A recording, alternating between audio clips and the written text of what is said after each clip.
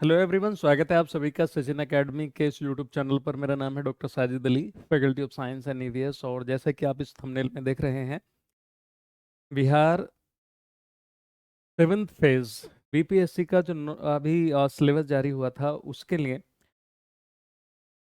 Sachin academy official application पे course launch कर दिया गया है, जिसे आप परचेज कर सकते हैं, प्ले स्टोर से डाउनलोड कर सकते हैं सचिन एकेडमी ऑफिशियल को। और इस कोर्स में आपको मिलेगा PRT complete batch, TGT and PGT के लिए आपका लैंग्वेज 1, 2 और जनरल स्टडीज सामान्य अध्ययन। इस कोर्स में आपको मिलेंगी लाइव क्लासेस एक्सपर्ट फैकल्टीज के द्वारा, क्लास की PDF, mock test, recorded videos और डाउट क्लासेस। तो एक नॉमिनल से प्राइस में 1490 रुपये में ये कोर्स अवेलेबल है सचिन एकेडमी ऑफिशियल एप्लीकेशन पे। आप परचेज कर सकते हैं इस कोर्स को। बता दे रहा हूँ कि आपको जनरल स्टडीज़ में क्या पढ़ना है। देखिए, जनरल स्टडीज़ में मैं खास करके यहाँ पर साइंस, जो जनरल साइंस वाला पोर्शन है, उसको डिस्कस करने वाला हूँ।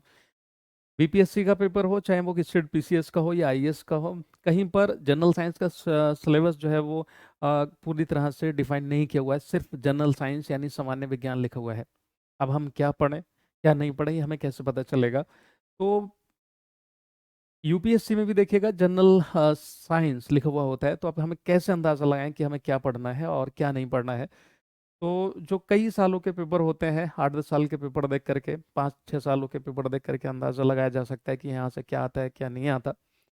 तो जैसे मेरा एक्सपीरियंस है, उस हिसाब से जो क्वेश्चंस अक्सर देखने को मिलते हैं जनरल साइंस से, तो वो सिलेबस आपको जो है डिस्कस कर दे रहा हूँ मैं यहाँ पर कि आपको क्या पढ़ना है। तो और इसका जो लेवल होगा ठीक ठाक रहेगा, लेवल लेवल जो है ठीक ठाक रहेगा। एग्जैक्ट पीसीएस के जैसा जो इस सिविल सर्विसेज वाला होता है उसके जैसा तो नहीं रहेगा, लेकिन हाँ बहुत ज़्यादा कम भी नहीं रहेगा।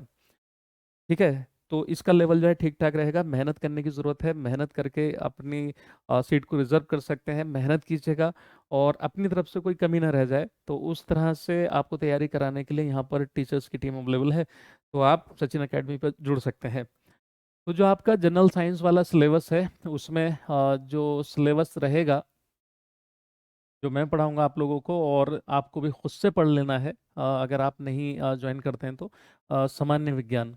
ठीक है, जो सामान्य विज्ञान का सिलेबस है वो क्या क्या है, मतलब क्या क्या इसमें रहेगा। तो सामान्य विज्ञान का जो सिलेबस है उसमें आप देखिए सबसे पहले तो हम इसमें इंट्रोडक्शन की ही बात करेंगे कि भाई विज्ञान है क्या चीज़, उसका जो परिचय है। ठीक है, तो इसमें आप ये पहले तो ये देख लेंगे परिचय इसका, या फिर आप प्रस्तावना भी बोल सकते हैं। दूसरा, मैं शुरुआत करूंगा कहाँ से? सेल से, क्योंकि लाइफ की शुरुआत ही, आप देखिए मैं यहाँ पर जो जनरल साइंस है, पहले तो एक चीज़ ये समझ लीजिए। अगर मैं इस तरह से डिफाइन करूँ कि जनरल साइंस में आपको क्या क्या पढ़ना है, मतलब सब्जेक्ट वाइज अगर मैं कहूँ, तो पहले आप इसमें बायोलॉजी से सबसे ज़्यादा क्वेश्चन आते हैं, 50% या उससे भी ज़्यादा क्वेश्चन बीपीएससी में अगर देखें या किसी भी स्टेट पीसीएस में, तो बायोलॉजी से अकेले रहते हैं। ठीक है, तो इसमें आपका जीव विज्ञान, तो जीव विज्ञान के बारे में पढ़ेंगे इसमें आप, जीव विज्ञान। उसके अलावा आपका केमिस्ट्री, केमिस्ट्री केमिस्ट्री से भी क्वेश्चन रहेंगे। रसायन विज्ञान, रसायन विज्ञान, रसायन विज्ञान। और तीसरा इसमें आपका फिजिक्स। चाहे तो आप फिजिक्स केमिस्ट्री बायोलॉजी लिख सकते हैं, मैंने इसलिए इस तरह से लिखा है, इसलिए लिखा है क्योंकि बायोलॉजी से ज़्यादातर क्वेश्चन देखने को मिलते हैं। ओके, उसके अलावा क्या आपका फिजिक्स। तो जो भौतिक विज्ञान होता है, इसको भी छोड़ना नहीं है, पढ़ना इसको भी इतना डिटेल में है बढ़िया से। और एक लेवल रहेगा, तो जो है अपना माइंड मेकअप कर लीजिए कि हमें अच्छे से पढ़ना है, तो भौतिक विज्ञान क्लियर। अब इसी में आपका कुछ जो इन्वायरमेंट का पोर्शन है, जो मतलब इन्वायरमेंटल केमिस्ट्री वगैरह, वो इसमें भी डिस्कस किया जाएगा, और आपका इन्वायरमेंट वाले पोर्शन में भी क्या है, डिस्कस किया जाएगा। ईवीएस भी आपको मैं ही पढ़ाऊंगा, इकोलॉजी इन्वायरमेंट, ओके, प्रॉपर तरीके से इन्वायरमेंट। तो देखिए, जो बायोलॉजी का सिलेबस है, बायोलॉजी का जो सिलेबस है, अभी मैं इसमें क्या क्या आज मैं आपको कराने वाला हूँ, पहले तो मैं आपको सिलेबस बता दूं। उसके बाद में हम किसी एक टॉपिक को पढ़ के देखेंगे कि हमें किस तरह से पढ़ना है, किस लेवल का पढ़ना है। देन उसके बाद में कुछ हम जो टॉपिक पढ़ेंगे उस पे बेस्ड एमसीक्यूज करके देखेंगे, 5-6 क्वेश्चन आप उस पे करके देखिएगा। उसके अलावा जो कैसे क्वेश्चंस आते हैं, कुछ एक्सपेक्टेड क्वेश्चन देखेंगे। तो सेशन में आखिर तक मेरे साथ बने रहिएगा, और कैसी लगी ये वीडियो आपको आखिर में सेशन के बताइएगा ज़रूर। ओके, तो जो बायोलॉजी है, बायोलॉजी का जो आपका सिलेबस है, वो क्या क्या रहेगा? बायोलॉजी, जीव विज्ञान।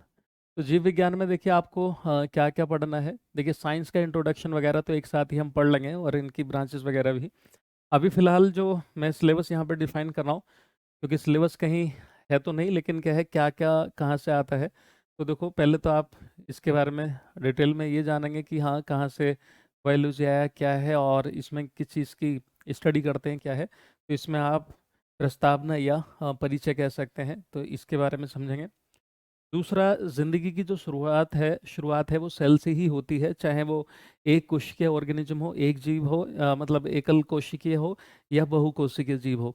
जिंदगी की जो शुरुआत होती है वो कहाँ से होती है? सेल से ही होती है, कोशिका से होती है। अगर आपको बायोलॉजी कायदे से समझना है तो आपको सेल बहुत डिटेल में पढ़नी होगी, कोशिका को आप अच्छे से पढ़ेंगे। अगर आपको केमिस्ट्री समझनी है बढ़िया से, तो आपको एटम और मॉलिक्यूल बहुत अच्छे से समझने होंगे। और आपको फिजिक्स अच्छे से समझना है तो उसके लिए आपको एनर्जी और मैटर और उसका आपस में क्या इंटरेक्शन है वो सब कायदे से समझ में आना चाहिए। तो सेल, तो इसमें हम जो है किसकी बात करेंगे? कोशिका। मीडियम जो आपका रहेगा वो बाइलिंगुअल रहेगा, इंग्लिश हिंदी दोनों। और जिसमें भी आप कंफर्ट फील करेंगे उसमें आप नोट्स बना लेंगे, और आपको पीडीएफ वगैरह भी प्रोवाइड कराई जाएंगी। तो कोशिका। तीसरा जो है आप इसमें पढ़ेंगे टिश्यू। टिश्यू जो ऊतक होते हैं, ओके, ग्रुप ऑफ सेल्स जो होते हैं, कोशिकाओं का ऐसा समूह जो संरचना और कार्य में समान हो, उनको हम क्या बोलते हैं? ऊतक। तो ऊतक वाला टॉपिक भी आप पढ़ेंगे। देन उसके अलावा क्लासिफिकेशन आप ले सकते हैं पहले। क्लासिफिकेशन सबसे ज़्यादा जो क्वेश्चन आते हैं वो आपके क्लासिफिकेशन से ही आते हैं। तो क्लासिफिकेशन ऑफ लिविंग ऑर्गेनिज्म, इसमें classification of living organism, classification of living organism यानी सजीवों का वर्गीकरण। तो इसमें आप पढ़ेंगे क्या? सजीवों का वर्गीकरण, कितने टाइप के जीव दुनिया में पाए जाते हैं, कितने किंगडम है, जो आपने पढ़ा होगा 5 किंगडम ऑफ क्लासिफिकेशन। उसमें आप सारा Monera, protista, fungi, animalia, Plantae, ये सब पढ़ते चले जाएंगे। ठीक है, तो सजीवों का वर्गीकरण, क्योंकि दुनिया में तरह तरह के ऑर्गेनिज्म हैं, उनको हम कैसे पहचाने, क्या है, वो सब क्लासिफिकेशन में हम पढ़ते हैं। ठीक है। देन हाँ, सबसे इम्पोर्टेंट क्वेश्चन, मतलब जो टॉपिक मैं कहूँगा वो आपका यही वाला है। ओके। उसके अलावा आपको इसमें आप देखना है ह्यूमन फिजियोलॉजी, जो बहुत ही ज़्यादा इम्पोर्टेंट है। Human physiology, human physiology, human physiology जिसको आप बोलते हैं मानव कार्य की। मानव कार्य की में आपको सारे सिस्टम पढ़ने हैं, ह्यूमन फिजियोलॉजी में सारे सिस्टम पढ़ने हैं। कौन कौन से पढ़ने हैं? जो आपका जैसे मैं कुछ को ये सबको लिख दे रहा हूँ मैं यहाँ पर। जैसे आपको इसमें जैसे ब्लड के बारे में पढ़ना है, या फिर चलिए मैं ऐसे ही बता दे रहा हूँ वर्बली, बहुत टाइम लगेगा लिखने में। तो जैसे आपका ब्लड हो गया, ब्लड सर्कुलेटरी सिस्टम आपका हो गया, प्रो है ना। उसके अलावा जैसे आपका और डाइजेस्टिव सिस्टम हो गया, रिप्रोडक्टिव सिस्टम, डाइजेस्टिव सिस्टम मतलब पाचन तंत्र हो गया, प्रजनन तंत्र हो गया, उत्सर्जी तंत्र हो गया, श्वसन तंत्र हो गया, है ना, मैं रेंडमली ही बता रहा हूँ। और जैसे आपका कोऑर्डिनेशन एंड कंट्रोल हो गया, समन्वयन एवं नियंत्रण, एंडोक्राइन सिस्टम हो गया, अंतःस्रावी तंत्र हो गया, ये सारे तंत्र आपको ह्यूमन फिजियोलॉजी में पढ़ने हैं। क्लियर? तो मैं इस तरह से लिख दे रहा हूँ। देन इसके अलावा आपको प्लांट फिजियोलॉजी या प्लांट मॉर्फोलॉजी, पहले आप लिख लीजिए, प्लांट मॉर्फोलॉजी भी आपको पढ़नी है, जिसको आप बोलते हैं पादप बाह्य आकारिकी, बाह्य आकारिकी, है ना। इसमें आपको पढ़ना है कि कैसे पेड़ पौधों में मॉडिफिकेशन होता है, पेड़ पौधों में कैसे जड़ बदल जाती है। जैसे आलू है, आलू जो है वो क्या है? स्टेम है ना, तना है, तो वो कैसे मॉडिफाई हो जाता है ना। और जैसे हल्दी है वो कैसे मॉडिफाई हो जाती है, शकरकंद कैसे मॉडिफाई हो जाती है, बल्ब कैसे बनता है, जो अनियन का होता है, प्याज का, लहसुन का, है ना, ये सब। उसके अलावा जो लीव्स हैं वो कैसे कन्वर्ट हो जाती है, मॉर्फोलॉजी बाहर से कोई कैसा दिखता है उसको हम बोलते हैं। उसके अलावा पेड़ पौधों में जो प्लांट हॉर्मोन्स वगैरह हैं, प्लांट कैसे। और हाँ, इसी में जो है आपका हम प्लांट फिजियोलॉजी में और उसके प्लांट मॉर्फोलॉजी में हम जो है किसकी बात करेंगे? आप इसका जो प्लांट का रिप्रोडक्शन है, सेक्सुअल प्रोडक्शन है, वो सब भी हम इसमें डिस्कस करेंगे वन बाय वन। उसके अलावा देखिए यहाँ पर मैं प्लांट फिजियोलॉजी लिख दे रहा हूँ, प्लांट फिजियोलॉजी, प्लांट फिजियोलॉजी जिसको आप बोलते हैं पादप कार्य की। तो इसमें आप पादप कार्य की के बारे में भी पढ़ने वाले हैं। ठीक है। देन देखिए जो एक चीज़ और आप पढ़ेंगे, जो न्यूट्रिशन है, न्यूट्रिशन एनिमल्स और प्लांट दोनों में पढ़ेंगे। मैं अगले पेज पे आ जा रहा हूँ। ये चलिए यहाँ पे लिख दे रहा हूँ। इसके अलावा जो हमें पढ़ना है वो न्यूट्रिशन, न्यूट्रिशन न्यूट्रिशन पढ़ना है, जिसको आप बोलते हैं पोषण। पोषण कितने टाइप का होता है, कौन से जीव में किस प्रकार का पोषण होता है, कितने टाइप के पोषण होते हैं, कैसे पोषक तत्वों को लेने के लिए पोषण करना पड़ता है, वो सब। देन इससे अगला हम एनिमल्स और प्लांट दोनों के क्या पढ़ेंगे, न्यूट्रिएंट्स पढ़ेंगे। न्यूट्रिएंट्स जिनको आप बोलते हैं पोषक तत्व। पोषक तत्व क्यों ज़रूरी होते हैं, किस में कौन से पोषक तत्व पाए जाते हैं, क्या है सोर्स, क्या है, वो सब हम इसमें पढ़ेंगे, और उनकी कमी से कौन सा रोग होते हैं, न्यूट्रिएंट्स। ठीक है, तो ये हमारे जो है 9 टॉपिक हो गए। उसके अलावा, इसके अलावा 10वां जो आपका टॉपिक रहेगा वो डिसीजेस। जो एनिमल्स और प्लांट में डिसीजेस होती हैं, जंतु और पौधों में बीमारियां, तो जो बीमारियां, ये टॉपिक हमारा रहेगा। इसी के साथ साथ कुछ इम्पोर्टेंट इम्पोर्टेंट ड्रग्स वगैरह। ये ड्रग को चलिए हम केमिस्ट्री वाले पोर्शन में देख सकते हैं, वैसे तो इसमें भी देख सकते हैं। Test for diseases, test for diseases and important vaccine. और है ना, एक ही टॉपिक में लिख दे रहा हूँ इसको। इम्पोर्टेंट जो वैक्सीन्स होती हैं, कौन सी बीमारी के लिए कौन सी वैक्सीन लगवानी पड़ती है, वो सब हम देखेंगे। तो बीमारियों की जो जांच की जाती है, वही बीमारियों की जांच, और इनको सबको डिटेल में पढ़ना है, काफ़ी टाइम इसको पढ़ने में लगेगा। एवं महत्वपूर्ण, महत्वपूर्ण जो टीके लगवाए जाते हैं। ओके, टीके माथे पे लगाने वाले टीके नहीं, मतलब इंजेक्शन वगैरह है, या ओरल जो वैक्सीन्स वगैरह लगती हैं, वो सब। ठीक। उसके अलावा जो है वायरस हम क्लासिफिकेशन में ही पढ़ लेंगे। देन और भी कई टॉपिक हैं जिसको हम डिस्कस करेंगे। तो यहाँ पर जो है मैं मिसलेनियस बायोलॉजी करके लिख दे रहा हूँ, मिसलेनियस बायोलॉजी, क्योंकि कई टॉपिक ऐसे हैं जो हमें और भी डिस्कस करने होते हैं अकॉर्डिंगली। ठीक है, तो इसको हम बोलते हैं विविध विविध जीव विज्ञान। ठीक है, इसका मतलब ये है कि कुछ टॉपिक जो एक्स्ट्रा है इसमें हम रख लेंगे। तो ये आपका जो है सिलेबस रहेगा। ओके, तो इसको आप जो है डिटेल में पढ़ सकते हैं अच्छे से, आप खुद से पढ़िए या कहीं से भी, है ना। उसके साथ साथ और बायोलॉजी में क्या आपको पढ़ना है, बायोलॉजी में और क्या पढ़ना है, ये आपको सचिन सर ने भी बताया होगा। ठीक है, तो 6 टू, देखिए 6 टू 10th, इसमें आपका फिजिक्स केमिस्ट्री बायोलॉजी तीनों है, तो इसमें तो आप तीनों पढ़ ही लेंगे, बायोलॉजी का पोर्शन भी इसमें कवर अप हो जाएगा। उसके अलावा 11th क्लास की जो बायोलॉजी है, उसमें एनसीईआरटी का सिर्फ ये वाला एक चैप्टर पढ़ना है, जैव अणु, यानी बायोमोलिक्यूल। कौन सा पढ़ना है, बायोमोलिक्यूल पढ़ना है।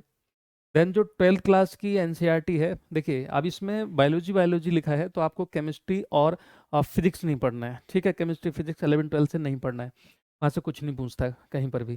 तो देखिए इसमें जो है रिप्रोडक्टिव हेल्थ, जो जनन स्वास्थ्य होता है, ये वाला टॉपिक आप खुद से पढ़ें या मैं डिटेल में पढ़ाऊंगा। देन उसके अलावा इवोल्यूशन, जो मानव का विकास कैसे हुआ है, और इसी में म्यूटेशन का भी जिक्र करेंगे, उत्परिवर्तन का भी जिक्र करेंगे। देन इसमें ह्यूमन हेल्थ एंड डिसीज, बहुत ही इंपॉर्टेंट टॉपिक है ये, बहुत ही इंपॉर्टेंट, मानव स्वास्थ्य और रोग, ये वाला टॉपिक आप जरूर पढ़ लें। Then microbes in human welfare, मानव कल्याण में सूक्ष्म जीव, इस वाले टॉपिक को भी आपको पढ़ना होगा। अगर आप पूरे में पूरे नंबर लाने का प्रयास कर रहे हैं, तो आपको ऐसा मेहनत भी करनी होगी। चैप्टर जो 11 है 12th क्लास की जो बायोलॉजी है, उसमें ऑर्गेनिज्म एंड पॉपुलेशन, जीव और समष्टियाँ, समष्टियाँ ये पढ़ेंगे।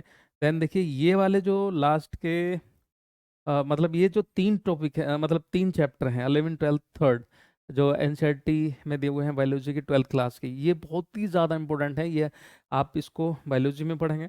ठीक है, यहाँ पर भी क्वेश्चन बनेंगे बायोलॉजिकल इंटरेक्शन के। उसके साथ साथ आपका जो इकोलॉजी एनवायरनमेंट का पोर्शन है, वहाँ पर भी इससे क्वेश्चन आते हैं, तो बहुत ही ज़रूरी और बहुत ही अहम है ये चैप्टर, इनको अच्छे से पढ़ लेना। इसमें इकोसिस्टम, पारिस्थितिकी तंत्र, देन क्या है बायोडाइवर्सिटी एंड कंजर्वेशन, जैव विविधता, और इसका संरक्षण कैसे करते हैं, ये सारा अब इसमें पढ़ेंगे। एक्स सिटू कंजर्वेशन, इन सिटू कंजर्वेशन, है ना, वो सब।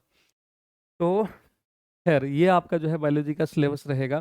तो बायोलॉजी में इतना आपको पढ़ना है, तो सबसे ज़्यादा आपको बायोलॉजी में ही ध्यान देना है, बायोलॉजी पर ध्यान देना है, खास करके किसमें, जनरल साइंस में। क्लियर, तो ये आपका सिलेबस है। केमिस्ट्री में आप क्या क्या पढ़ेंगे, केमिस्ट्री में तो चलिए, केमिस्ट्री में भी मैं बता दे रहा हूँ कि जो केमिस्ट्री का सिलेबस रहेगा रसायन विज्ञान का, उसमें आपको क्या क्या पढ़ना है, रसायन विज्ञान का। ठीक है, तो इसमें आप इंट्रोडक्शन तो इसमें आप पढ़ेंगे ही कि भाई केमिस्ट्री क्या है, तो इसके बारे में पहले समझ लेंगे। इंट्रोडक्शन हो गया आपका, इसका जो परिचय है या प्रस्तावना है। देन उसके अलावा आप इसमें एटम्स एंड मॉलिक्यूल पढ़ेंगे। अभी इसमें सब आगे आइसोटोप यानी है ना, समस्थानिक, आइसोबार, संभारिक, आइसोटोन या आइसोइलेक्ट्रॉनिक, समन्यूटोनिक वगैरह सब पढ़ेंगे इसमें। ओके, तो atoms and molecule, atoms and molecule यानी अणु एवं परमाणु, अणु एवं परमाणु। ठीक है, अणु एवं परमाणु, नहीं परमाणु बोलते हैं पहले एटम को, तो परमाणु एवं अणु, इनके बारे में पढ़ेंगे। एटॉमिक स्ट्रक्चर वगैरह सब इसमें डिस्कस करेंगे हम। उसके अलावा देखिए इन सब चीज़ों से मिलकर के मैटर बनता ही है। ओके, तो मैटर क्या होता है, कोई भी चीज़ जिसका निश्चित द्रव्यमान हो और वह जगह घेरता हो, मैटर कहलाता है।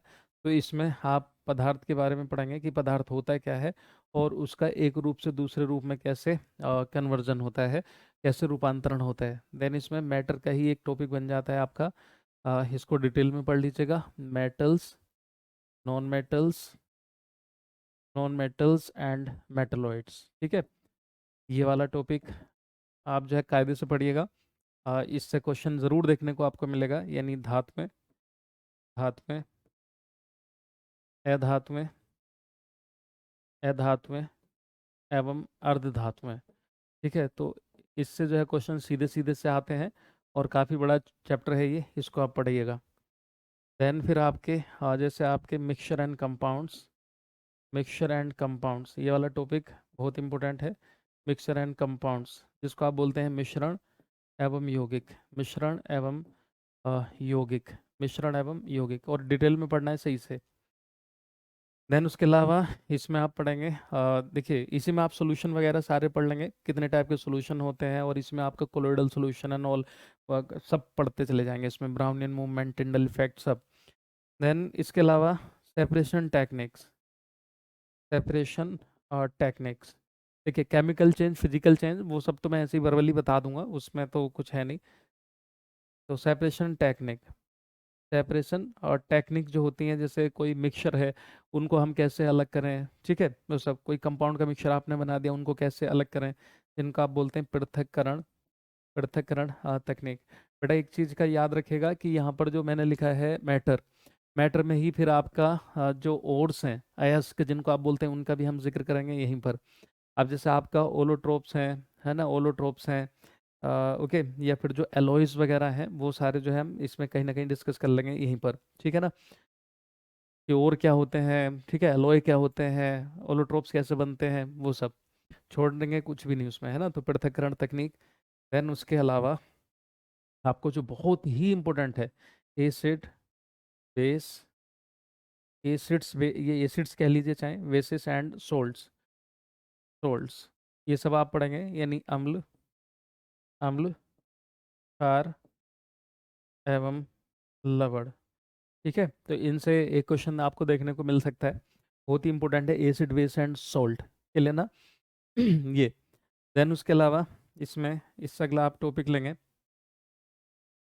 जो कार्बन और इसके कंपाउंड है। आप चाहें तो इस टॉपिक को पहले रख लेंगे हम, कोई दिक्कत नहीं, पढ़ने के दौरान। Carbon and its compound, carbon and it's compounds, यानी कार्बन, कार्बन एवं इसके यौगिक या उसके यौगिक। ठीक है, कार्बन एवं इसके यौगिक, और इसी में आप सारे अल्कोहल्स, हाइड्रोकार्बन्स, ठीक है, आपके सैचुरेटेड कार्बन, अनसैचुरेटेड जो हाइड्रोकार्बन्स हैं वो सब, इसी में आप कीटोन वोटोन, है ना, सब पढ़ते चले जाएंगे। ओके, तो काफ़ी बड़ा है ये, और इसमें आप पेट्रोलियम प्रोडक्ट, कोल, वो सब हम इसमें डिस्कस करेंगे। तो ये 8 टॉपिक हो गए। इसके अलावा जो है आपको केमिस्ट्री में पढ़ना है रेडियो एक्टिविटी, रेडियो एक्टिविटी, और चाहे तो आप इसको फिजिक्स में भी पढ़ सकते हैं, वैसे जनरली केमिस्ट्री में ही देखते हैं इसको। तो रेडियो सक्रियता या रेडियो धर्मिता, रेडियो सक्रियता, ये रहेगा आपका। देन इसके अलावा जो बहुत ही इंपॉर्टेंट है आपका पीरियोडिक टेबल, क्या पीरियोडिक टेबल, ये ज़्यादा सिलेबस नहीं है, ये आपको लग रहा होगा, पर जब आप रेगुलर पढ़ेंगे तो कुछ ही दिन में हो जाएगा। तो जो पीरियोडिक टेबल कह लीजिए या आवर्त सारणी, तो सारी सारणी इसमें पढ़ेंगे आप। ओके, मॉडर्न वाली भी और कैसे इसकी शुरुआत हुई वो सब। ठीक है, देन इसके अलावा आप जो है पॉलीमर्स, पॉलीमर्स बहुत ही इंपॉर्टेंट है, जिनको आप बोलते हैं बहुलक। इसमें आप सारे प्लास्टिक वगैरह का, कांच का, है ना, इन सब का, वैसे सुपर कूल लिक्विड होता है कांच तो खैर। उसके अलावा जो आपके प्लास्टिक्स हैं, है ना, फाइबर्स हैं, उन सब का हम यहाँ पर जिक्र करेंगे। और यहाँ पर मैं लास्ट में लिख दे रहा हूँ। ओके, जो कुछ और भी चीज़ें हैं मिसलेनियस केमिस्ट्री में हम पढ़ लेंगे, और भी कई टॉपिक हैं छोटे छोटे से। तो मिसलेनियस केमिस्ट्री ये आपका सिलेबस रहेगा, यहीं से कहीं ना कहीं से आपको क्वेश्चन देखने को मिलेंगे। कैसे क्वेश्चंस आते हैं मैं आपको एप्लीकेशन में इसके एमसीक्यूज वगैरह की प्रैक्टिस कराता रहूंगा, एक्सपेक्टेड किस तरह के क्वेश्चन आएंगे। ठीक है, तो मिसलेनियस केमिस्ट्री यानी विविध रसायन, विविध रसायन, तो ये रहेगा आपका सिलेबस। ठीक है, तो आप इसको खुद से पढ़ें या कैसे भी पढ़ें, पढ़िएगा ज़रूर मेहनत से। तो ये रहेगा क्लियर। तो ये आपका सिलेबस है केमिस्ट्री का, और हम अब जिक्र करेंगे किसका, फिजिक्स का। तो जो फिजिक्स में आप पढ़ने वाले हैं भौतिक विज्ञान में, भौतिक विज्ञान, तो इसमें आप क्या क्या पढ़ेंगे, और बहुत ही इंपॉर्टेंट है फिजिक्स भी, ऐसा नहीं कि आप इसको छोड़ेंगे। तो इसमें पहले तो इंट्रोडक्शन ही रहेगा, यानी इसका परिचय। और पेपर का लेवल ठीक ठाक आएगा, इसलिए मेहनत ज़रूर करते रहना। इसके बाद में आप पढ़ेंगे इसमें मैकेनिक्स का कुछ पोर्शन रख लेंगे। ये चलिए मैं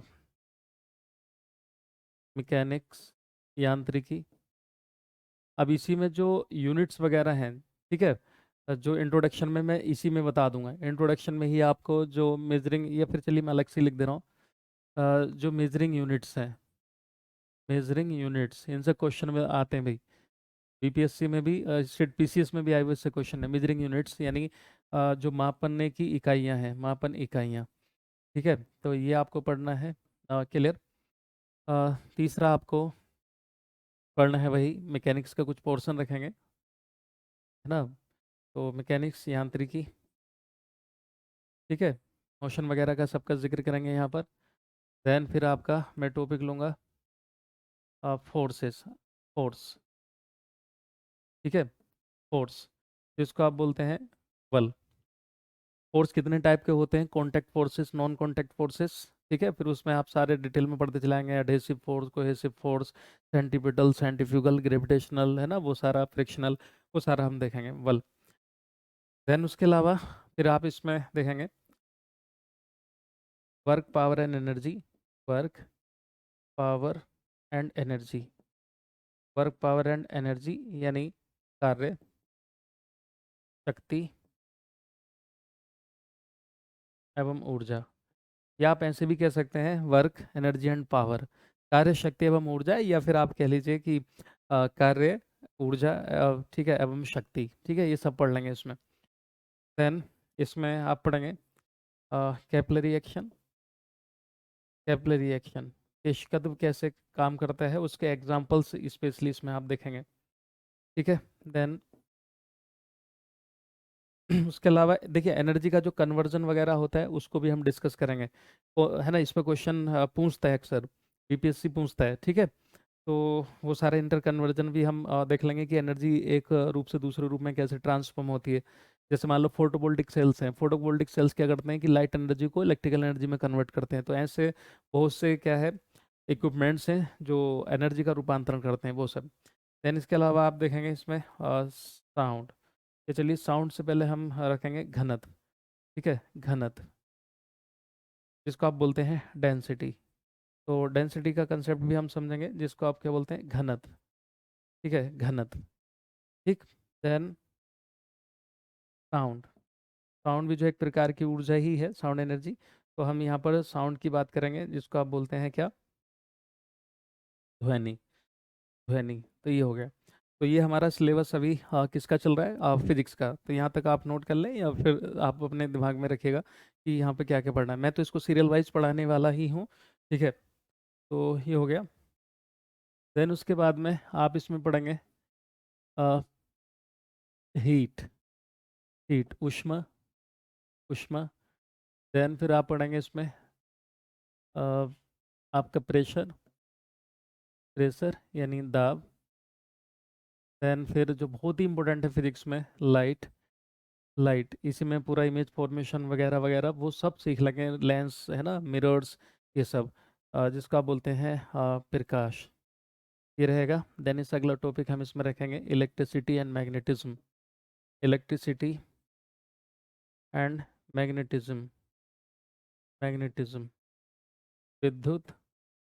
अगर आप पूरे में पूरे नंबर लाना चाहते हैं तो भाई इतने टॉपिक आपको पढ़ने पड़ेंगे, मेहनत करनी होगी। विद्युत एवं चुंबकत्व, चुंबकत्व, तो ये रहेंगे आपके टॉपिक।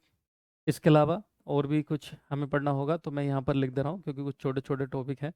तो मिसलेनियस है ना, जैसे डिस्कवरी वगैरह पे कुछ क्वेश्चन पूछ लेता है, इन्वेंशन पे, उन सब पे। तो miscellaneous of physics, miscellaneous of physics, विविध भौतिकी या हाँ विविध भौतिकी कह लीजिए। तो ये सब, तो ये रहेगा आपका सिलेबस, ठीक है। तो इसको मैं डिटेल में कायदे से पढ़ाऊंगा और बहुत ही आसान से सिलेबस है ये। और इसमें किस टाइप के क्वेश्चंस आते हैं, एप्लीकेशन बेस्ड ज़्यादातर क्वेश्चन होते हैं, बट हमें हर तरह के क्वेश्चन, बेसिक हों या फिर चाहे वो किसी भी तरह के हों, सारे पढ़ते चले जाना है, ठीक है। तो चलिए अभी के लिए एक टॉपिक लेते हैं कि हमें किस तरह से पढ़ना है और कितने डिटेल में जाना है और कैसे पढ़ना है, ठीक है। तो इसमें देखिए हम जैसे मैं आज का टॉपिक ले ले रहा हूँ, मैंने टॉपिक इसमें रखा ही है, तो हम जो है टॉपिक आज का कोशिका लेंगे, कोशिका। तो हमारा जो टॉपिक रहेगा वो सेल रहेगा, क्या, कोशिका, कोशिका। क्योंकि ज़िंदगी की शुरुआत जो है, देखिए मैं इंट्रोडक्शन के पोर्शन को छोड़ के साइंस के कोशिका पे सीधे सीधे आ रहा हूँ। कोशिका, तो इसको आप बोलते हैं क्या, सेल। दुनिया में कोई भी जिंदा चीज़ हो, कोई भी लिविंग हो, हर एक चीज़ जो है वो किससे, सेल से मिलकर बनी होती है। बिना सेल के लाइफ पॉसिबल नहीं है। तो सेल जो है वो फंडामेंटल यूनिट ऑफ लाइफ कहलाती है, जीवन की बुनियादी इकाई कहलाती है। बिना सेल के लाइफ पॉसिबल नहीं है। ओके, तो इसकी जो स्टडी होती है वो क्या कहलाती है, इसकी जो स्टडी होती है, the study of cell, the study of cell is called cytology. तो याद रखिएगा, जो कोशिका का अध्ययन है वो कहलाता है आपका साइटोलॉजी। तो कोशिका का अध्ययन करना, कोशिका का अध्ययन। तो जो कोशिका का अध्ययन होता है, अब मैं पूरा डिटेल में नहीं लिख रहा हूँ, ऐसे लिख दे रहा हूँ, तो उसको हम बोलते हैं साइटोलॉजी। साइटो का मतलब सेल, और लॉजी का मतलब होता है स्टडी ऑफ, क्योंकि ये वर्ड लोगस से लिया गया है। तो कोशिका का अध्ययन करना क्या कहलाता है, साइटोलॉजी कहलाता है। कोशिका का अध्ययन करना साइटोलॉजी, क्लियर। तो एक साइंटिस्ट थे जिनका नाम था रॉबर्ट हुक, रॉबर्ट हुक, क्या नाम था, रॉबर्ट हुक। तो रॉबर्ट हुक ने जो है सेल को डिस्कवर्ड किया, रॉबर्ट हुक। तो cell discovered by Robert Hooke, आप इस तरह से लिख सकते हैं कि जो सेल है उसको किसने डिस्कवर्ड किया। तो cell discovered by, cell discovered, discovered by, मैं भी ऐसे शॉर्ट में बता रहा हूँ। तो कोशिका की खोज, कोशिका की जो खोज है, कोशिका, कोशिका की खोज किसने की थी, रॉबर्ट हुक ने की थी। किसने की थी, रॉबर्ट हुक, इन 1665। कब की थी, 1665 में इन्होंने कोशिका की खोज की। तो ये माइक्रोस्कोपिक स्टडी कर रहे थे, और इन्होंने जो है पेड़ की छाल को, पेड़ की छाल को, उसकी जो बार्क सेल होती है, माइक्रोस्कोप में रख के देखा। किस में रख के देखा, माइक्रोस्कोप में रख के देखा। तो इनको कुछ इस तरह की स्ट्रक्चर नजर आती है ऐसे करके। तो ये शॉक्ड हो जाते हैं और देखते हैं कि यार मुझे तो ये पेड़ की छाल कुछ इस तरह से नजर आ रही है, जैसे मधुमक्खी का छत्ता होता है, वो देखने में जो होता है उसमें कंपार्टमेंट से नज़र आते हैं, बिल्कुल मुझे इसमें ऐसे ही नज़र आ रहा है। और बस तभी से जो है इसका नाम पड़ गया, क्या पड़ गया, सेल। और देखो सेल का मतलब ही छोटा रूम होता है, या रूम होता है, कक्ष होता है, सेल। तो जिस तरह से छोटे छोटे से कमरों से मिलकर के एक बड़ा सा घर बन सकता है, उसी तरह से छोटी छोटी सेल से मिलकर के क्या है, एक बड़ा ऑर्गेनिज्म, बड़ा जीव बन सकता है। तो इन्होंने जो है इसको नाम दिया सेल, और तभी से इसका नाम जो है वो सेल पड़ गया। कोशिका, कोशिका का मतलब क्या होता है, स्मॉल यूनिट, या स्मॉल जो है कक्ष होता है, ठीक है ना। तो इन्होंने जो है, अब ये कहा जाता है कि इन्होंने जो सेल डिस्कवर्ड की थी वो कौन सी की थी, बार्क, बार्क सेल। कौन सी, बार्क सेल, बार्क सेल, जिसको मतलब इसकी कॉर्क सेल थी, कौन सी, बार्क की भी कौन सी, कॉर्क सेल्स। तो जो छाल, छाल की कोशिका, और छाल की जो बेटा कोशिका होती है वो कैसी होती है, आप सब जानते हैं, वो डेड सेल्स होती हैं। तो याद रखिएगा कि इन्होंने डेड सेल को डिस्कवर्ड किया था। तो डेड सेल, जिसको आप बोलते हैं क्या, मृत कोशिका, क्या मृत कोशिका। अब अगर क्वेश्चन में स्पेशली मेंशन कर दिया जाए कि who discovered the living cell, तो फिर कोई दूसरे साइंटिस्ट रहे होंगे। अगर ये कहा जाए कि मृत कोशिका की खोज किसने की, तब फिर इनका नाम आएगा। बट अगर क्वेश्चन में बिल्कुल मेंशन ही नहीं किया जाए कि कोशिका की खोज किसने की थी, बस ऐसे सिंपल सा एक क्वेश्चन पूछ ले, तो जाहिर है लिविंग हो या नॉन लिविंग कोशिका को तो जिसने सबसे पहले खोजा उसी का नाम, उसी को क्रेडिट जाएगा। तो रॉबर्ट हुक ही आप आंसर कीजिएगा। तो कोशिका की खोज जो है वो किसने की थी, रॉबर्ट हुक ने 1665 में की थी। क्लियर ना। बाद में एक साइंटिस्ट हुए जिनका नाम था क्या नाम था, बाद में एक साइंटिस्ट हुए जिनका नाम था एंटन वॉन ल्यूवेनहॉक। उन्होंने लिविंग कोशिका की खोज की। उन्होंने क्या है, लिविंग कोशिका को खोजा। ओके। तो living cell discovered by living cell discovered by किसने किया था, एंटोन वॉन ल्यूवेनहॉक। एक साइंटिस्ट है जिनका नाम था एंटन वॉन ल्यूवेनहॉक। ठीक है, तो जो है इन्होंने सेल को डिस्कवर्ड किया इन कब की बात है, 19 इन 1674। ठीक है, तो ये कहा जाता है कि 1674 में जो है लिविंग सेल की खोज की किसने, एंटन वॉन लीवेनहॉक ने। तो आप ये कह सकते हैं कि जो सजीव कोशिका है, सजीव कोशिका, तो सजीव कोशिका की खोज करने वाले वैज्ञानिक का नाम क्या था, एंटोन वॉन ल्यूवेनहॉक। एंटन वॉन ल्यूवेनहॉक। ठीक है, तो इसको डिस्कवर किया था किसने, एंटन वॉन ल्यूवेनहॉक ने इन 1674। ठीक है, तो डेट का जो है आप छोड़ दीजिएगा, बस अपना इतना याद रखिएगा। अब इसके बारे में कहा जाता है कि इन्होंने कौन सी सेल को खोजा था। तो कुछ साइंटिस्ट ये कहते हैं कि इन्होंने जो लिविंग सेल खोजी, ओके, कुछ कहते हैं कि इन्होंने डिस्कवर किया था बैक्टीरियल सेल को। इसको बैक्टीरियल सेल को, बैक्टीरियल सेल मतलब जीवाणु की कोशिका, बैक्टीरिया की सेल जो होती है। अब अगर चाहे जीवाणु की कोशिका का क्रेडिट जाए तो जीवाणु भी लिविंग होता है। कुछ लोग बोलते हैं कि नहीं, इन्होंने इसको डिस्कवर ना करके इन्होंने डिस्कवर किया था जो स्पाइरोगायरा होता है। स्पाइरोगायरा एक एल्गा होता है। ठीक है, देखिए एल्गी का जो सिंगुलर होता है उसको हम एल्गा बोलते हैं, जिसको आप बोलते हैं काई। तो कुछ बोलते हैं कि काई की कोशिका की खोजा था इन्होंने, स्पाइरोगायरा, स्पाइरो स्पाइरोगायरा। कुछ लोग बोलते हैं कि इन्होंने जो है स्पाइरोगायरा को खोजा था। और स्पाइरोगायरा क्या होता है, मैं ब्रैकेट में लिख दे रहा हूँ, इसको हम बोलते हैं एल्गी। क्या, एल्गी, जिसको आप बोलते हैं क्या, शैवाल, शैवाल। ठीक है। अब चाहे वो शैवाल की कोशिका खोजी हो या चाहे वो इन्होंने बैक्टीरियल कोशिका खोजी हो जीवाणु की, बोथ जो सेल्स हैं वो कैसी हैं, लिविंग है। इसलिए लिविंग सेल का जो क्रेडिट जाता है वो किसको जाता है, एंटन वॉन ल्यूवेनहॉक को। क्लियर ना। तो इन्होंने जो है इसको डिस्कवर किया। अब सेल के बेस पे ही ये डिसाइड होता है कि कोई ऑर्गेनिज्म लिविंग है यानी जिंदा है कि नहीं है। तो सेल को कहा जाता है guys fundamental unit of life. तो सेल को हम बोलते हैं सेल इज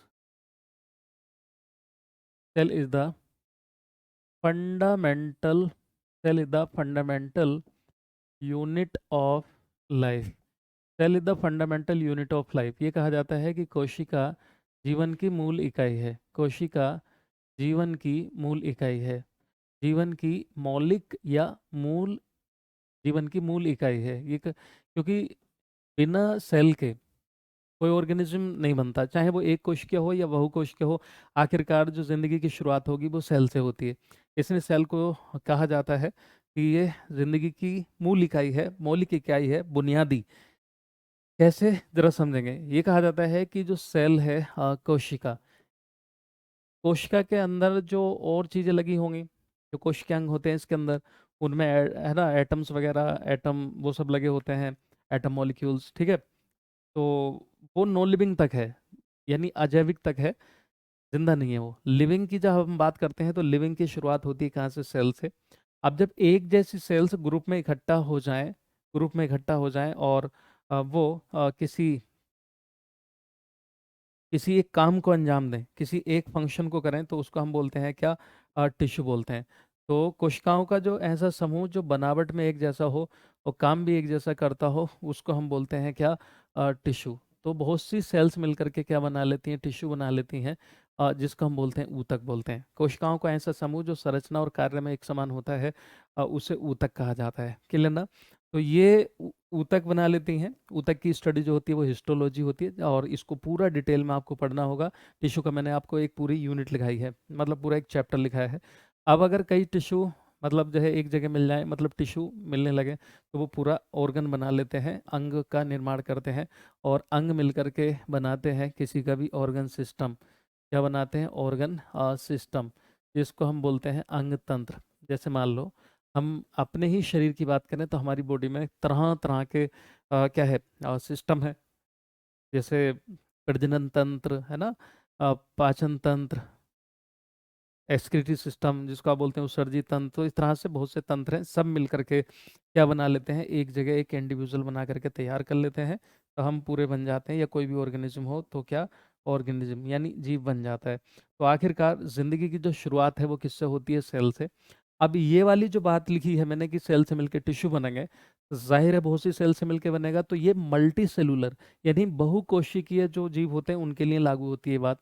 अब मान लो कोई यूनिसेलुलर है, एक कोशिकीय, तो एक ही सेल होगी और वो अपने आप में पूरा जीव होगा। जैसे बैक्टीरिया, जीवाणु, ब्लू ग्रीन एल्गी वगैरह जो आपने पढ़े होंगे। उसके अलावा और भी होते हैं यूनिसेलुलर में, जैसे अमीबा, पैरामीशियम, यूग्लिना, प्लाज्मोडियम, ये सब। ठीक है, तो ये सब जो है मैं डिटेल में आपको बता दूंगा, कोई दिक्कत नहीं है इसमें, ये आप पढ़ लेंगे। अब देखो सेल के बेस पे ही ये डिसाइड होता है कि सेल मिल करके कैसा अंग की डिजाइन करेगी, और फिर उसका फंक्शन क्या होगा। जैसे हमारा दिल है, दिल में कार्डिक सेल्स लगी हैं, तो उसके टिश्यू भी अलग टाइप के बने होंगे, तो दिल की बनावट भी अलग होती है। दिल का काम क्या होता है? पंपिंग करना। दिल का काम क्या होता है? पंपिंग करना। इसी तरह से जैसे हमारी किडनी है, तो किडनी की बनावट अलग, जो हमारे गुर्दे होते हैं उसका काम भी क्या है? अलग ही होगा। फिल्ट्रेशन करना, छानन करना, छानना, है ना, इस तरह से करके। तो सेल को ये कहा जाता है कि cell is the cell is the structural cell is the structural and functional unit of life. Cell is the structural and functional unit of life. Cell is the structural and functional unit of life. कोशिका जो है वो जीवन की, क्योंकि इसके बिना life possible नहीं, कोशिका जीवन की कोशिका जीवन की संरचनात्मक कोशिका जीवन की संरचनात्मक एवं कार्यात्मक इकाई है। यानी इसी के बेस पर डिसाइड होता है कि किसी अंग की या किसी जीव की बनावट कैसी होनी है। जैसे मान लो हम दिख रहे हैं, तो हमारे अंदर इंसानों वाली सेल्स लगी हैं, तो हम ऐसा दिख रहे हैं। हम सांप के जैसे नहीं दिख रहे। सांप जो है वो बफेलो के जैसे नहीं दिख रहे, भैंस के जैसे नहीं दिख रहे, भैंस जो है वो छिपकली जैसी नहीं दिख रही। क्यों? क्योंकि उसमें सेल्स अलग लगी है, तो बनावट भी अलग है। तो कार्यात्मक इकाई है, कोशिका जीवन की संरचनात्मक एवं कार्यात्मक इकाई है। और अगर मैं ये कहूँ कि लाइफ की प्रोसेस ही सेल से चलती है, तो ये कहना गलत नहीं होगा। हम ये कह सकते हैं कि the unit of life process the unit of life process is cell. The unit of life process is cell. यानी हम कह सकते हैं कि कोशिका कोशिका जीवन ऐसे कह सकते हैं कि कोशिका जैविक परिक्रम। अगर कोई जिंदा सिस्टम चल रहा है भाई बॉडी में, या कोई भी जिंदा है, तो कोशिका जैविक परिक्रम की इकाई है। कोशिका जैविक परिक्रम की इकाई है। कोशिका जैविक परिक्रम की इकाई है। समझ आई बात यहाँ तक है? अब देखो सबसे बड़ी सेल है ना, इस टाइप के क्वेश्चन आ जाते हैं पूरे वर्ल्ड में अब मैं यहाँ पे लिख के क्या बताऊँ, ऐसे ही बता रहा हूँ, क्योंकि है ना बहुत लंबा ये और डेमो टाइप का हो जाएगा। सबसे बड़ी जो कोशिका है पूरे वर्ल्ड में वो शुतुरमुर्ग का अंडा होता है, सिंगल सेल्ड है। सबसे छोटी जो सेल होती है वो PPLO, जिसको हम माइकोप्लाज्मा जेलीसेप्टिकम बोलते हैं, वो सबसे छोटी सेल है। सबसे लंबी सेल जो होती है पूरे वर्ल्ड में, लंबी और बड़ी चीज़ होना दोनों अलग अलग बातें होती हैं। जैसे मान लो मैं आपसे कहूँ कि पूरी दुनिया की सबसे जो लंबी नदी है वो नाइल नदी है, नील नदी, जो इजिप्ट में, मिस्र में बहती है। और मैं कहूँ सबसे बड़ी जो नदी है वो अमेजोन है। तो बड़ा होना और लंबा होना दोनों अलग अलग चीज़ें हैं। तो नर्व सेल जो है वो हमारी जो तंत्रिका कोशिका होती है वो सबसे लंबी होती है। अगर मैं पूरे वर्ल्ड में बात करूँ तो ब्लू व्हेल की काफ़ी लंबी होती है, अफ्रीकन एलिफेंट की काफ़ी लंबी होती है, सिर से लेके हिप्स के बीच तक आती है ना। तो जिराफ की देखिए कितनी बड़ी कितनी लंबी होगी। तो सबसे लंबी कोशिका कौन सी होती है? तंत्रिका कोशिका। ह्यूमन बॉडी में हम बात करें तो मानव शरीर में जो सबसे बड़ी कोशिका है वो कौन सी है? वो फीमेल में के अंदर जो अंडाणु होता है ना, जिसको हम पिंडस भी उसको हम डिंबक भी बोल देते हैं, डिम्ब भी बोलते हैं, अंडाणु भी बोलते हैं। उसका डायमीटर ज़्यादा होता है, सबसे बड़ी कोशिका है। सबसे लंबी की बात करूँ तो हमारी बॉडी में भी सबसे लंबी कोशिका नर्व सेल्स होती है, तंत्रिका कोशिका होती है। और हमारे शरीर में जो सबसे छोटी सेल होती है, कोशिका होती है सबसे छोटी, वो होती है स्पर्म, जिसको हम बोलते हैं शुक्राणु। क्या बोलते हैं? शुक्राणु। ठीक है ये तो इन सब चीज़ों को भी ध्यान में रखिएगा। क्लियर ना? अब देखो सेल के अंदर जब हम सेल का डायग्राम बनाएंगे, अगर मैं डायग्राम बना के समझाने लगूंगा तो काफ़ी लंबा हो जाएगा, है ना? तो इधर आप समझेंगे। सेल के अंदर एक लिक्विड होता है, ऐसा क्वेश्चन पूछा जा सकता है। तो the liquid material, the liquid material of cell, the liquid material of cell क्या कहलाता है? याद करिएगा, इसको पढ़ा होगा आप लोगों ने। इसको हम बोलते हैं साइटोप्लाज्म। साइटो का मतलब सेल, प्लाज्म का मतलब लिक्विड, तो हम उसको क्या बोलेंगे? साइटोप्लाज्म। तो कोशिका के द्रव पदार्थ को हम बोलते हैं क्या? साइटोप्लाज्म। क्या बोलते हैं? साइटोप्लाज्म। इसी तरह से the liquid material of nucleus, cell के अंदर जो न्यूक्लियस होता है, यानी जिसको आप बोलते हैं केंद्रक। क्या? केंद्रक। तो आप ये कहेंगे कि कोशिका के द्रव पदार्थ को, कोशिका के द्रव पदार्थ को, कोशिका के द्रव पदार्थ को साइटोप्लाज्म कहा जाता है। और केंद्रक के द्रव पदार्थ को हम क्या बोलते हैं? न्यूक्लियोप्लाज्म बोलते हैं। क्या बोलते हैं? न्यूक्लियोप्लाज्म। तो उसको हम बोलते हैं न्यूक्लियोप्लाज्म। क्या बोलते हैं? Nucleo plasm. तो न्यूक्लियोप्लाज्म, न्यूक्लियोप्लाज्म क्या कहा जाता है? इसको न्यूक्लियोप्लाज्म कहा जाता है। क्या बोलते हैं हम इसको? न्यूक्लियोप्लाज्म।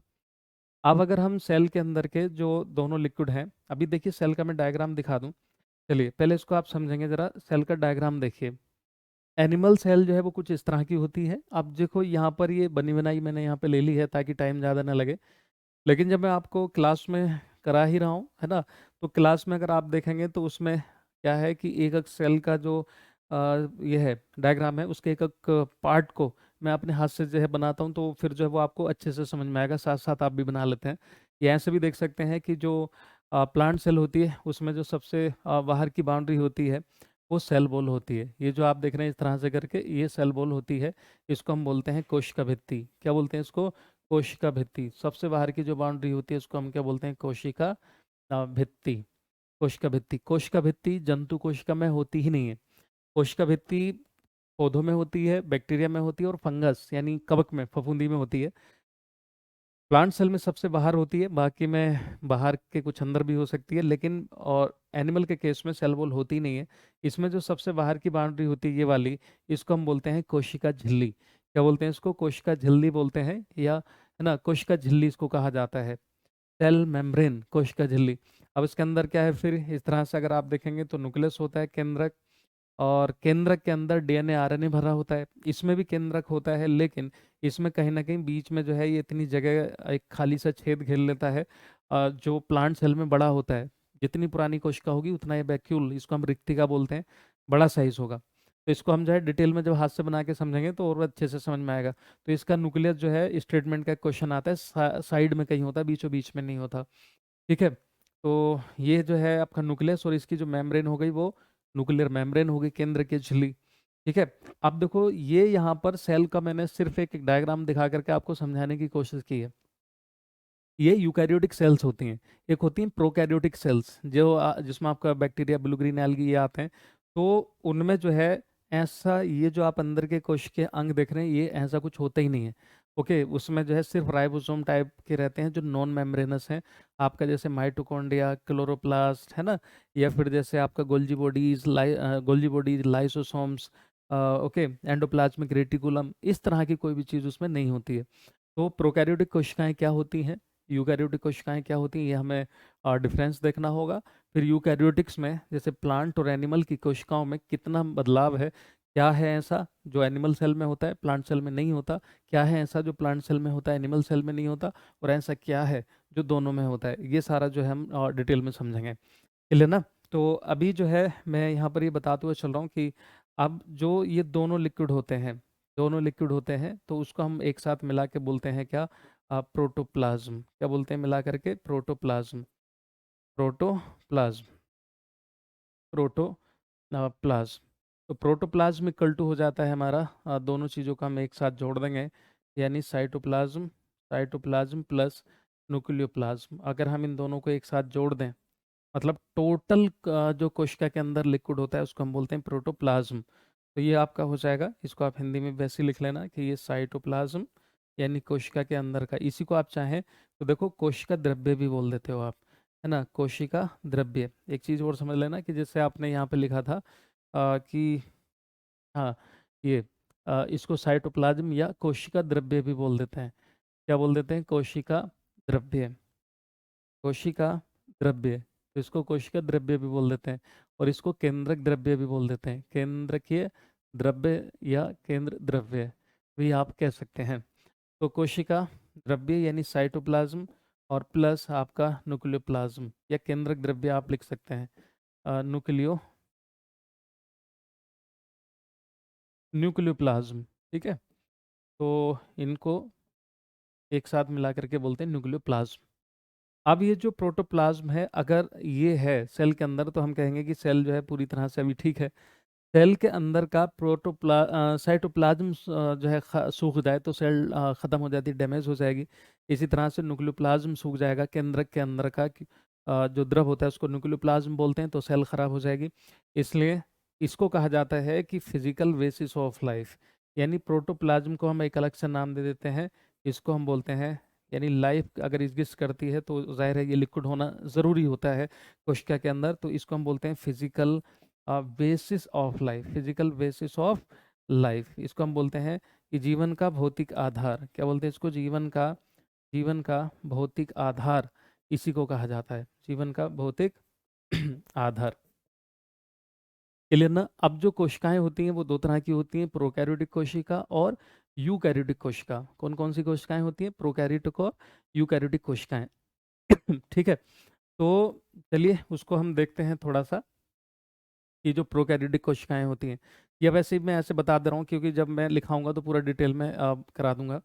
तो जैसे जो प्रोकैरियोटिक कोशिका होती हैं उनमें जो केंद्रक होता है वो प्रॉपर तरीके से नहीं नजर आता, वेल डिफाइंड नहीं होता, तो हम कह सकते हैं कि केंद्रक अनुपस्थित होता है प्रोकैरियोटिक्स में, जिनको हम असीम केंद्रक भी बोलते हैं। और जो यूकैरियोटिक्स होती हैं उनमें क्या होता है कि न्यूक्लियस वेल डिफाइंड होता है, तो हम कह सकते हैं न्यूक्लियस प्रेजेंट होता है। गुणसूत्र जो होते हैं प्रोकैरियोट्स में एक होता है, और जो यूकैरियोट्स होते हैं उसमें एक से ज़्यादा गुणसूत्र होते हैं, जिनको हम क्रोमोसोम बोलते हैं इंग्लिश में।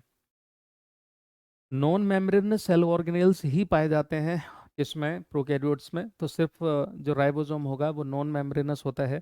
कोशिका अंग का मतलब होता है, जिस तरह से हमारा शरीर बहुत से अंगों से मिलकर बनता है, उसी तरह से कोशिका भी बहुत से अंगों से मिलकर के बनती है, उसको हम कोशिका अंग बोलते हैं। तो उसमें बस सिर्फ राइबोसोम पाए जाते हैं, वो भी कौन से टाइप के? 70S टाइप के। हमारी बॉडी में राइबोसोम होते हैं, मतलब यूकैरियोट्स में तो वो होते हैं 80S टाइप के। ठीक, उसके अलावा जो डिवीजन होता है, कोशिका विभाजन होता है, वो सिर्फ बाइनरी फिजन होता है, असेक्सुअल रिप्रोडक्शन का एक टाइप होता है बैक्टीरिया में। एक सेल से दो डिवाइड होंगी, एक से दो बनती चली जाएंगी, बाइनरी फिजन, जिसको हम बोलते हैं द्विविखंडन। बताऊंगा मैं डिटेल में।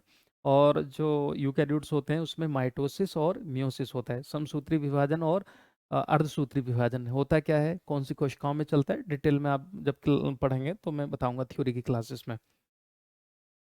ठीक है, उसके अलावा जो ये हो गया आपका, अ, ये इसके एग्जाम्पल होते हैं प्रोकैरियोट्स के, बैक्टीरिया यानी जीवाणु, जीवाणु, और उसके साथ साथ जो ब्लू ग्रीन एल्गी होते हैं, वैसे वास्तव में देखा जाए तो वो भी साइनोबैक्टीरिया जीवाणु ही होते हैं।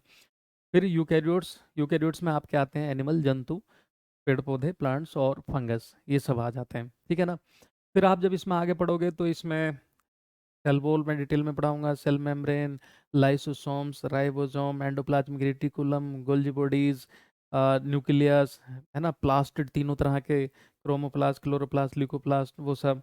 उसके अलावा आप जो आपका वैक्यूल्स है, सेंट्रियोल्स है, लाइसोसोम, क्या बोलते हैं इसको, न्यूक्लियोलस है, ये सारा डिटेल में आप देखेंगे। साइटोस्केलेटन है, वो सारा डिटेल में पढ़ते चले जाएंगे, कैसे फिर न्यूक्लियस का डिवीजन होता है, सेल का कैसे डिवीजन होता है, साइटोकाइनेसिस क्या होता है, कैरियोकाइनेसिस क्या होता है, इसको हिंदी में भी और इंग्लिश में बढ़िया बाकायदे से समझेंगे। ठीक है, ये था। अब फिर एनिमल्स प्लांट में और भी जो डिफरेंसेस हैं, कौन सी चीज़ किस में क्या है नहीं है, वो हम पढ़ेंगे। कौन सी सेल कितना देर में मल्टीप्लाई होती है, क्या है वो सब, देन सेल डिवीजन का डिस्कस भी करेंगे। तो अभी के लिए जो है मैं इसमें इतना रहने दूंगा। अब जैसे आप पढ़ते हैं suicidal bag of the cell lysosomes को बोलते हैं, power house of the cells mitochondria को बोलते हैं, किचन ऑफ द सेल किसको क्लोरोप्लास्ट को बोलते हैं। तो ये ऐसी ऐसी चीज़ें जो होती हैं वो कैसे क्यों कहलाती हैं, उसका हम जो है जब थ्योरी की क्लास डिटेल में और पढ़ेंगे तब जाकर के कंप्लीट हो पाएगा। तो आइए चलिए ज़रा समझते हैं कि कुछ क्वेश्चंस देख लेते हैं कि इस पे कैसे क्वेश्चन आएंगे। तो देखो ऐसा क्वेश्चन आपको देखने को मिल सकता है, what is the plant cell wall is mainly composed हो। पादप कोशिका की जो भित्ति होती है मुख्यतः किससे बनी होती है, जो पादप कोशिका होती है उसकी जो भित्ति होती है मुख्यतः वो किस चीज़ से मिलकर के बनती है। अब इस पे क्वेश्चन ये तो ऐसा तो आ सकता है, ये भी आ सकता है कि बताओ जो कवक होता है उसकी कोशिका भित्ति किस चीज़ से मिलकर बनती है, और जो बैक्टीरिया होता है उसकी कोशिका भित्ति किस चीज़ से मिलकर बनती है, किस चीज़ की बनी होती है, वो सब। अब फिलहाल जो पादप कोशिका है इसकी जो कोशिका भित्ति होती है वो किस चीज़ की बनी होती है, क्या लिपिड की बनी होती है, विटामिन की, सेल्यूलोज की या प्रोटीन की। तो आप बताएंगे भाई सेल्यूलोज की बनी होती है। सेल्यूलोज जो है वो पॉलीसेकेराइड होता है, एक काइंड ऑफ कार्बोहाइड्रेट का एक टाइप होता है जिसको हम पचा नहीं सकते, मानव तो पचा नहीं सकता, तो सेल्यूलोज की बनी होती है। अब आपसे क्वेश्चन पूछा जा सकता है कि बताइए जो कवक होता है उसकी कोशिका भित्ति किस चीज़ की बनी होती है, तो वो काइटिन की होती है बनी हुई है ना, काइटिन। इसी तरह से पूछ लेगा कि बताइए जीवाणुओं की कोशिका भित्ति किस चीज की बनी होती है, वो सब तो उसको हम जो है डिस्कस करेंगे। नाउ ये है आपका protein synthesis takes place in which of the following cell organelles. जब आप डिटेल में पढ़ोगे राइबोसोम, तो राइबोसोम कितने टाइप के होते हैं, कहाँ कहाँ पर राइबोसोम प्रेजेंट होते हैं, इनका फंक्शन क्या है। तो देखिए कहीं पर भी राइबोसोम का फंक्शन आपसे पूछ ले तो आप बता देंगे उसका काम होता है क्या, प्रोटीन सिंथेसिस में मदद करना। तो प्रोटीन संश्लेषण निम्नलिखित में से किसके किस कोशिका अंग में होता है, तो आप बताएंगे भाई राइबोसोम में होता है। कहाँ पर होता है, राइबोसोम में होता है। राइबोसोम को हम बोलते ही हैं protein factory of the cell, क्या बोलते हैं, protein factory of the cell. इससे अगला देखिए, इस क्वेश्चन को देखें, निम्नलिखित में से किसे कोशिकाओं के आत्मघाती बैग के रूप में भी जाना जाता है या में जाना जाता है, यानी जो सुसाइड करता है तो क्यों करता है, क्या वजह है। तो आप सब बचपन से पढ़ते चले आ रहे होंगे, किसको बोलते हैं, लाइसोसोम्स को बोलते हैं हम। लाइसोसोम्स को क्यों बोलते हैं, ये जब डिटेल में आप पढ़ोगे तब आपको समझ में आ जाएगा कि ये क्यों सुसाइड करते हैं, ऐसी वजह क्या है। क्लियर, तो लाइसोसोम इसका आंसर हो जाएगा। अगला सवाल है, a plant cell is distinguished from an animal cell by the presence of. तो देखो सेल बोल के बेस पे तो हम पहचान ही लेते हैं कि प्लांट सेल क्या है, एनिमल सेल क्या है, इनमें फ़र्क क्या है, बट ऑप्शन में यहाँ सेल बोल है नहीं, कोशिका भित्ति है नहीं, तो और कई चीज़ों से हम पहचान लेते हैं, इसमें सेंट्रियोल होता है तो उससे पहचान लेते हैं। ओके, तो आप बताइए किस चीज़ से, केंद्रक। तो जाहिर बात है ऑप्शन गलत होगा क्योंकि केंद्रक दोनों में होता है, अभी आपने डायग्राम में देखा ही था। ठीक है, डायग्राम में आपने दोनों में देखा ही था। ठीक है, इससे अगला है आपका हरित लवक, क्लोरोप्लास्ट, क्या ये ऑप्शन सही है, या फिर जो है सेल मेम्ब्रेन। तो सेल मेम्ब्रेन के बिना कोशिका झिल्ली, जिसको हम प्लाज्मा झिल्ली भी बोलते हैं, के बिना कोई भी कोशिका नहीं बनती, तो ये ऑप्शन जो है हमारा गलत हो गया। माइटोकॉन्ड्रिया जाहिर है दोनों में होती है, केंद्रक दोनों में होता है। क्लोरोप्लास्ट जो होता है वो किस में होता है, प्लांट में होता है। सिर्फ एक ही ऐसा एनिमल है यूग्लिना, जो एक कोशिकीय एनिमल होता है, जल में पाया जाता है, जिसके पास अपना क्लोरोफिल होता है, जो सनलाइट की प्रेजेंस में अपना खाना बना सकता है। इसलिए उसको कहा जाता है connecting link between animals and plants, यानी यूग्लिना को सजीवों और निर्जीवों के बीच की संयोजक कड़ी कहा जाता है। तो ये हो गया। तो यहाँ पर जो है आपका हरित लवक होगा। हरित लवक को हम बोलते हैं किचन ऑफ द सेल, इसी में क्लोरोफिल भरा होता है जो फोटोसिंथेसिस करने में मदद करता है, और पेड़ पौधों का हरा रंग क्लोरोफिल की वजह से आता है जो क्लोरोप्लास्ट के अंदर होता है। What is the physical phase of life. अब देखो यहाँ पर मैंने लिखा है फिजिकल फेज ऑफ लाइफ, और वहाँ पे मैंने लिखा था फिजिकल बेसिस ऑफ लाइफ, है ना। फिजिकल बेसिस ऑफ लाइफ यानी जीवन का भौतिक आधार, भौतिक अवस्था। तो आप बताओ क्या ऑप्शन होगा, प्रोटोप्लाज्म होगा, या साइटोप्लाज्म होगा, या ऑर्गेनेल्स होंगे। ऑर्गेनेल्स मतलब अंग होते हैं, कोशिकीय अंग, या फिर इनमें से कोई कोई भी नहीं, नन ऑफ द अबव, इनमें से कोई भी नहीं। तो सही आंसर आपका क्या होगा, प्रोटोप्लाज्म। प्रोटोप्लाज्म मैंने अभी आपको बताया, प्रोटोप्लाज्म इक्वल टू होता है साइटोप्लाज्म प्लस न्यूक्लियोप्लाज्म। तो ये ऑप्शन हो जाएगा आपका। ठीक है ना, इससे अगला, most of the enzymes are. अधिकतर जो अधिकांश जो एंजाइम्स होते हैं वो किस चीज़ के बने होते हैं, क्या होते हैं वो। ऑप्शन है आपका लिपिड होते हैं, लिपिड मतलब ऑयल फैट टाइप के, या फिर जो है एसिड अम्ल से बने होते हैं, या एल्कलीज होते हैं क्षार, या फिर प्रोटीन के होते हैं। तो ये क्वेश्चन कैसे समझ में आएगा, जब आप फिजियोलॉजी वगैरह पढ़ोगे, तब आपको जब एंजाइम्स पढ़ोगे तब आपको समझ में आ जाएगा, हार्मोन्स क्या होते हैं वो आपको समझ में आ जाएगा। तो यहाँ पर जो सही आंसर है वो आपका क्या है, प्रोटीन होगा। क्योंकि प्रोटीन जो है इसको कहा जाता है, अ, देखिए सारे एंजाइम्स प्रोटीन के बने होते हैं, एक को छोड़ के, राइबोजाइम को छोड़ के। तो सारे एंजाइम्स प्रोटीन होते हैं, बट सारी प्रोटीन एंजाइम नहीं हो सकती, है ना। बात आ रही है समझ। तो एंजाइम के बने होते, ये प्रोटीन के बने होते हैं, ये हो जाएगा। अब इससे अगला है आपका, the incomplete burning of petrol, chemistry का आपका क्वेश्चन है। एंड डीजल प्रोड्यूसेस, पेट्रोल और डीजल के अधूरे जलने से क्या उत्पादन होता है, किस चीज़ का उत्पादन होता है। तो देखिए, जब भी कोई हाइड्रोकार्बन जलेगा या कार्बन वाली चीज़ जलेगी, अगर वो प्रॉपर तरीके से बढ़िया होकर जल रही है, तब वो देती है CO2 प्लस वाटर वेपर निकल सकता है अगर हाइड्रोकार्बन है तो। अदरवाइज कुछ भी नहीं है तो CO2 जरूर निकलेगी, और उसके साथ जो है या CH4 निकल जाएगी ऐसे करके। लेकिन यहाँ पर बात की जा रही है कि जब पेट्रोल जलता है तो वो हाइड्रोकार्बन है, तो उसमें से CO2 निकलेगी। ठीक है। अब यहाँ पे कहा गया है कि अधूरे जलने से, तो अधूरे जलने से क्या होता है कि उसमें कार्बन मोनोऑक्साइड जनरेट होने लगती है। कार्बन मोनोऑक्साइड, और जो कार्बन मोनोऑक्साइड है दुनिया की सबसे ज़्यादा टॉक्सिक गैस है, सबसे ज़्यादा विषैली गैस है। सफोकेशन हो जाता है, इससे दम घुटता है। आपने देखा होगा ट्रैफिक वगैरह में भी क्या है, उनका जो एग्जॉस्ट होता है, धुआं होता है, उसमें भी कार्बन मोनोऑक्साइड होती है। कश्मीर वगैरह में, कुल्लू मनाली शिमला में अंगीठी जलाते हैं लोग। अगर जो है प्रॉपर तरीके से ऑक्सीजन कमरे में नहीं रहती है तो प्रॉपर तरीके से फिर जलता नहीं है कोयला, उससे भी कार्बन मोनोऑक्साइड निकल सकती है। ठीक है, जो दम घोट देती है, ब्लड में बहुत तेजी से मिक्स हो जाती है। अब mixture of the sand and naphthalene can be separated by, जो बालू होती है और वो नेप्थलीन का, नेप्थलो जो नेप्थलीन होती है, या इसकी जगह एंथ्रासिन भी हो सकता था, इसकी जगह कपूर भी हो सकती थी, कि मिश्रण को अलग किया जा सकता है किससे। तो देखिए, मैंने आपको सिलेबस में मेंशन कराया था सेपरेशन टेक्निक, तो इस टाइप के क्वेश्चन आपको देखने को मिल सकते हैं। तो यहाँ पर जो प्रोसेस लगाओगे कौन सी, फ्रैक्शनल डिस्टिलेशन नहीं लगाएंगे। कहाँ पर लगाते हैं डिटेल में मैं बताऊंगा आगे। क्रोमेटोग्राफी, बल लेखन कहाँ पर करते हैं, है ना। डिस्टिलेशन से आप जो है किसको हटाते हैं, तो देखिए डिस्टिलेशन से आप हटाते हैं जब बॉइलिंग पॉइंट में ठीक ठाक सा डिफरेंस हो और दो लिक्विड एक जगह मिल जाए। ठीक है। लेकिन बहुत कम होगा तो फ्रैक्शनल डिस्टिलेशन, जैसे हवा में से, हवा क्या है, गैसेस मिक्सचर होता है, उसमें से गैसों को अलग करते हैं। उसके अलावा पेट्रोलियम के प्रोडक्ट फ्रैक्शनल डिस्टिलेशन से हम अलग करते हैं। क्रोमेटोग्राफी से जो डाई होती है उसमें से रंगों को अलग अलग छांटते हैं। तो यहाँ पर जो सही आंसर है वो आपका कौन सा है, सही आंसर है यहाँ पर आपका ऊर्ध्वपातन, सब्लिमेशन, जिसमें डायरेक्ट कोई चीज़ सॉलिड से गैस बन जाती है ना। अगर गैस से सॉलिड बनेगी तो तभी वो, उसको हम सब्लिमेशन कह सकते हैं या डी सब्लिमेशन भी कह सकते हैं। तो नेप्थलीन, एंथ्रासीन, है ना, कैम्फर, कपूर वगैरह इसी के एग्जाम्पल हैं। तो सही आंसर है आपका सब्लिमेशन। अब इससे अगला देखिए क्या है, which among the following is known as the quicklime, निम्नलिखित में से किसे बुझा हुआ चूना कहा जाता है। बुझा चूना। ठीक है, किसे बुझा हुआ चूना नहीं, which among the following is known as the quicklime, बिना बुझा, इसको हम कहेंगे बिना बुझा, बिना बुझा चूना। क्यूक्लाइम किसको बोलते हैं, बिना बुझे चूने को पूछा गया है, बिना बुझा चूना। विच ऑफ द, हाँ, क्योंकि क्यूक्लाइम को हम बोलते हैं बिना बुझा चूना, तो आपका यहाँ सही आंसर होगा कैल्शियम ऑक्साइड। क्योंकि जब कैल्शियम ऑक्साइड को आप पानी में मिला देते हैं तो एक हीट जनरेट होती है, एक्सोथर्मिक रिएक्शन होती है, ऐसी वो अभिक्रियाएं जिनमें से ऊर्जा निकलती हो उसको हम बोलते हैं ऊष्माक्षेपी अभिक्रियाएं। और जिसमें हीट एब्जॉर्ब होती है उसको हम बोलते हैं ऊष्मा शोषी अभिक्रियाएं। ठीक है, एंडोथर्मिक।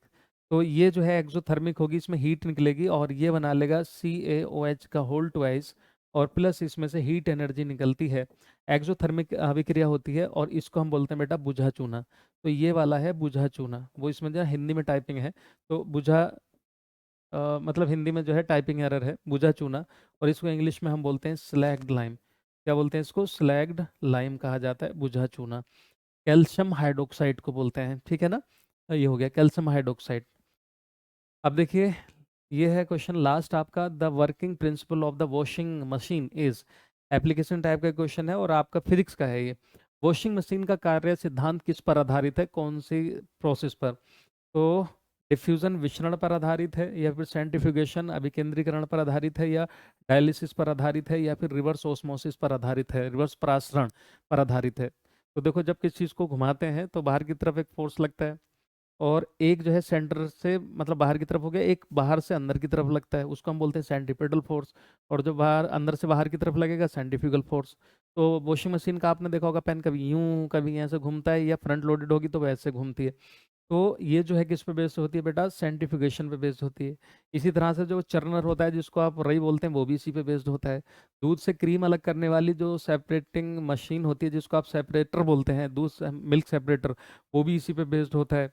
आपका ग्राइंडर मिक्सर वो भी सब क्या है, मिक्सी वगैरह जिसको आप बोलते हैं, इसी पे बेस्ड होता है। ओके, तो इस प्रकार के आएंगे क्वेश्चन, ठीक है। तो थैंक यू। कैसी लगी क्लास, एक बार कमेंट बॉक्स में कमेंट करके बताइएगा ज़रूर। और आपसे मुलाकात होगी आप एप्लीकेशन वाली क्लासेस में। तो आप सचिन एकेडमी ऑफिशियल को डाउनलोड करके प्ले स्टोर से परचेज कर सकते हैं इस कोर्स को, और इसी तरह से पढ़ने के लिए सिर्फ मैंने आपको ये बताया है कि किस तरह से पढ़ना है और मैं कैसे पढ़ाऊँगा। तो मैंने अभी थोड़ा सा बताया, क्योंकि सेल को अगर हम पढ़ने लगे तो कई क्लास लग जाती हैं इसको पढ़ने में, अगर डिटेल में हम जब पढ़ते हैं तो इसी तरह से पढ़ते रहिएगा, आगे बढ़ते रहें, और नोटिफिकेशन का इंतज़ार कीजिएगा। सारी चीज़ें आपकी वहाँ पर पूरी तरह से डिक्लेयर हो जाएंगी कि कितना उसमें नेगेटिव मार्किंग रहेगी या नहीं रहेगी। ओके, और किस टाइप का और कुछ चेंज अगर आता है तो वो आपको नोटिफिकेशन मिल जाएगा। अपनी तरफ से अच्छे से तैयारी करना शुरू कर दीजिए, मेहनत करिए, कस के ले लीजिए अपनी जो है एक सीट। ओके, इस बीपीएससी के 7th फेज में। तो चलिए मिलते हैं आपसे एप्लीकेशन की क्लास में। ख्याल रखेंगे अपना। जय हिंद, जय Bharat, bye bye, take care.